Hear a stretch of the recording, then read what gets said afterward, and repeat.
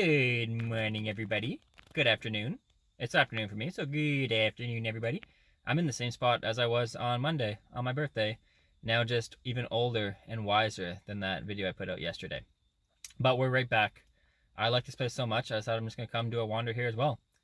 That was supposed to be the intro to it, and it's not now. So now you get me in slightly different clothes. But this is going to be a great wander. I haven't done it yet. I just pulled into the parking lot of this beautiful trail on the Conestogo River in St. Jacobs. Today we're gonna have some juicy facts.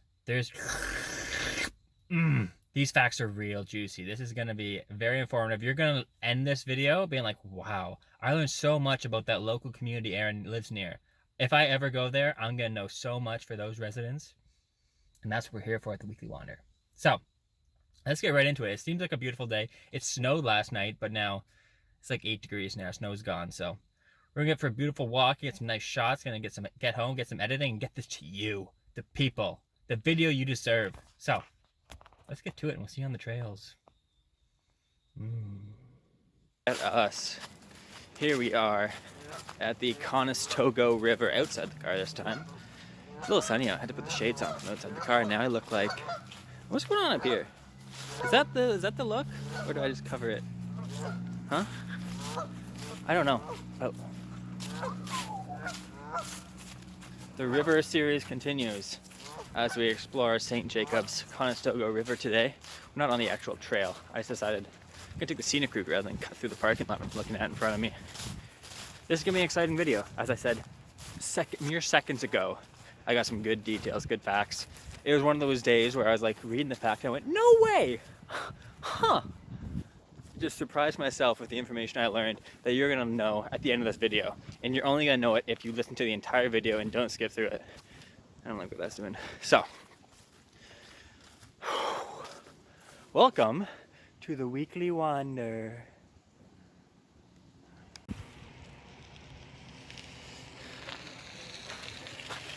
And here we are, the subject of today's video, St. Jacobs. We are here.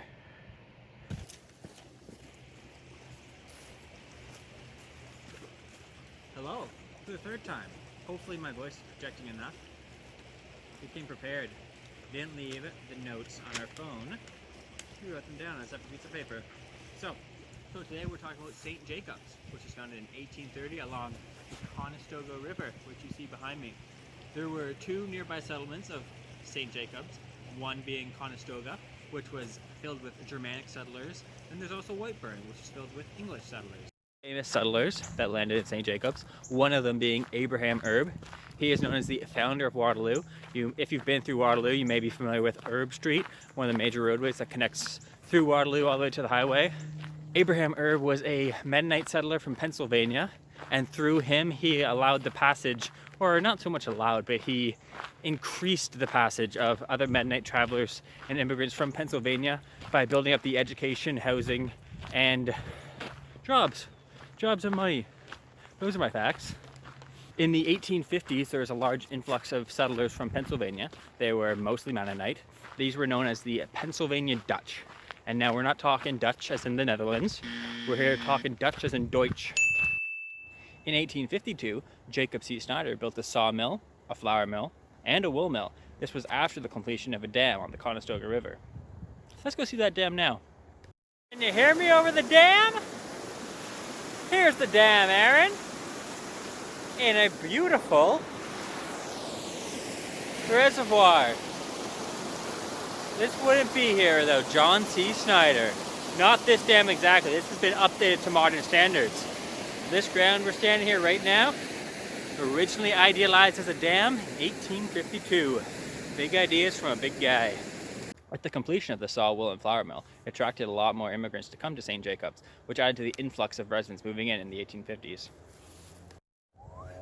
Due to his contributions to the village, they started calling it Jacobstettel, which in English means Jacob's Village.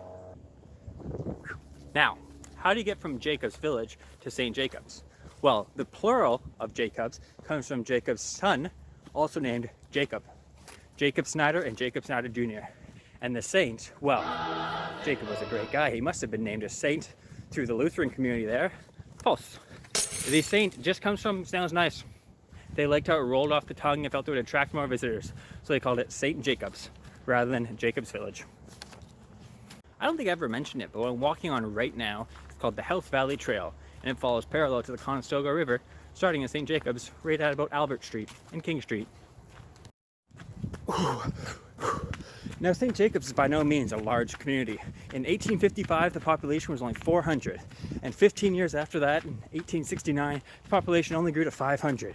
Even today, as of the 2016 census, the population of St. Jacobs remains at 2,000, only a 1,500th growth the past 150 years. A railway was added in 1891 to try and boom the population, but it still didn't really grow until the 1950s. There's a tour guide going. His hands are cold. I need gloves. But so far this is a great walk. I'm getting my facts out. Hope you guys are sitting tight through it. This will be a little intermediate before we get into the really good stuff. The stuff that made me drop my jaw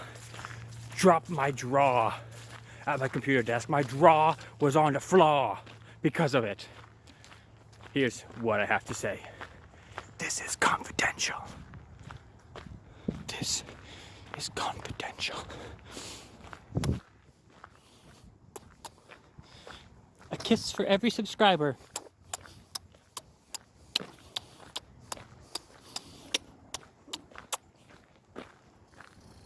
From me to you. Now here's something maybe you didn't know. Home Hardware, the Canadian company, actually has its roots right here in St. Jacobs, dating back to the 1880s. In the 1880s, a tinsmith shop was sold to Henry Giles, who himself added a blacksmith shop and a hardware store. In 1938, a teenage Walter Hackborn began working for Gordon Hollinger and manager Henry Stittler, the current owners of the hardware store. Hackborn then served as a warehouse foreman in World War II, and when he got back, he started working with Stillborn to start buying surplus military equipment.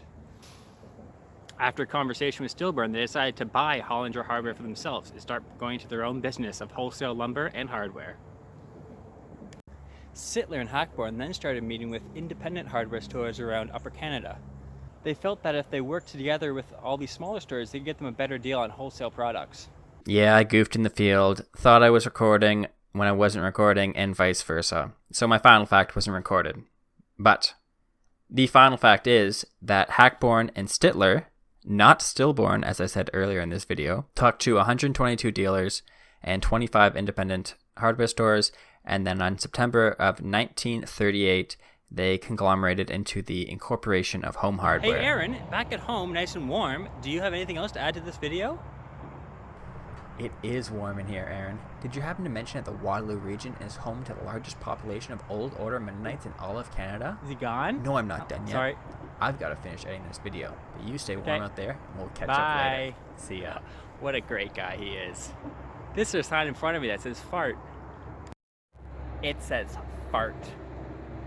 So this is an ancient pizza cutter. So because communities were small but still large, they'd make one large pizza for everybody and then slice it by pulling this behind a horse. The horse's hooves would trample some parts of the pizza, but because it was such a delicacy back then and not many people have been to Italy before, it was well worth it to eat that community pizza. Look at that. St. Jacobs was such a famous community, they actually had 2 pizza slicers. Wow, twice as much pizza for twice as many happy people. Week's Weekly Wander. I hope it hit all your dreams that you saw after last week. You're like, wow, he's got so much potential with this new format. He's getting so much better at editing. I bet next week, wherever he is, it's gonna be amazing. And I think I delivered. I think I did my job. So hopefully we'll keep up with this high energy, high pace, high edited, and awesome. Thanks for watching, and we'll see you next time. I've gotta pay, so I'm gonna work all day. I've got mouths, I've got to feed, so I'm gonna make sure everybody eats. I've got bills, woke up and I hit my head, stubbed my toe on the edge of the bed, opened the fridge and the food's all gone, every damn dog gonna grab them along. Hopped in the car and the car won't stop, it's too damn hot but I still gotta walk. Find an old lady at the grocery line, praying that my car don't get inclined. Goddamn. Oh man, oh man, oh man, oh man. Goddamn old man, goddamn old man. I've got bills. I've got to pay.